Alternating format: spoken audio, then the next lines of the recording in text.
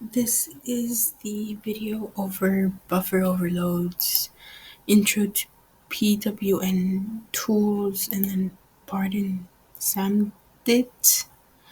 The Pardon Sam did, since it had a walkthrough, like it was just like he did the entire thing. It's just like a step by step. Like this was easy because you got an actual like walkthrough, so it wasn't like too difficult. It kind of like allows you to see like if there is a vulnerability, if you can exploit it. Yeah, this whole thing that like is there a file that you could exploit, something you could exploit.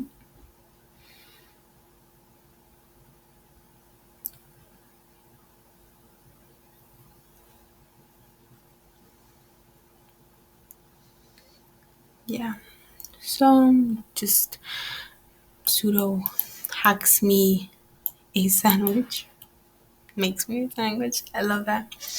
And then if you get the root shell, you get this. I did this one after I did the P and W201. The P and W201, it wasn't difficult because it was just like you're just following the steps and just like kind of reading through this, learning what retro, stackaries, and C, pi, stuff like that. Then like learning what cyclic is, the padding, print and print flag, things like that. And the hacking part, so like unpacking the code, networking the flag, print, payload. This made buffer overloads a little bit better to understand, but I still did have to do a little bit more research when it came to the buffer overflows. Then this is shellcraft. Shellcraft was definitely used in buffer overloads. And so you talk about padding, shell code, shellcraft, proc, things like that. And it was kind of just like reading through this. You're gonna answer all these questions. Like it's not that difficult, and then just like following and just using the machine for it. And well, this one was really easy, especially with the walkthrough that explained how to do it, what to know, things to. So that walkthrough was great to know. Um, this this I had definitely a struggle. Didn't like that they said it was easy. I there were a lot of things that I think you should know before you get into this. And apparently there was a try hack me called Buffer Overloads Prep. So it kind of like gives you a little bit background. And I think I like read through I had watched a video of someone doing that to somewhat get into the thing. But it was a little bit different than this, but it's very similar. It does prep you for it. So the intro, you go to the username one, user one, and then it's just these first kind of ones are just like read through this, answer the questions, know what a stack is, know what a heap is, popper, like what is the stack grown or is can you do push? What is that? Things like that. Then how to read through all of it, what a rakes is, yeah, which is the return address. That's the register that returns.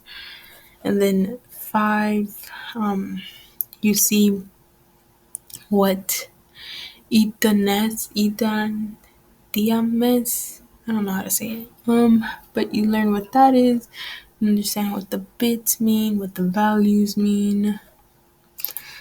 That six talks about overriding the variables, how they actually work. We get to see you actually get to see the first one, how it actually, you go through that. You see that the minimum character that you can overwrite for a variable is 15. Then 7, this is where you go into the second one, and you see that, and you just go through it to see what you can find, to see if there's thing you can find and see what the secret special function is.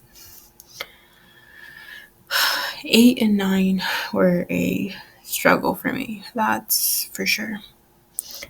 Um, yeah, but the good thing is that they did this. Try Hack Me sucks at explaining all of this. I needed to watch videos, read a lot to finally get to know what this was.